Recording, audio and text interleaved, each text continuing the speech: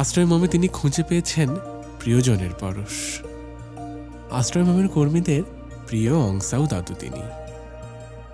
এখানে থাকতে তার খুব ভালো লাগে। অন্ন, বস্ত্র, বাসস্থান, চিকিৎসা এই সবগুলো মৌলিক চাহিদার সংস্থান হচ্ছে কোয়ান্টাম থেকেই। অংসাও মার্মা হলেন বাংলাদেশের 1 কোটি প্রবীণদের একজন, যাদের একটা অংশ জীবনের শেষ সময় আর কোথাও ঠাঁই পায় না। এমনকি যে পরিজনদের জন্য যৌবনের সমস্ত শক্তি নিঃশেষ করে ফেলেন, সেই পরিবারও তাদের পরিত্যাগ করে। এই মানুষদের জন্যই 2012 সালে বান্দরবানের রাজবিলায় কোয়ান্টাম প্রতিষ্ঠা করে বৃদ্ধাশ্রম আশ্রয়মম। সেই থেকে অদ্যাবধি 1.5 শতাধিক অসহায় প্রবীণার শেষ বয়সটা স্বস্তিদায়ক হয়েছে এখানে।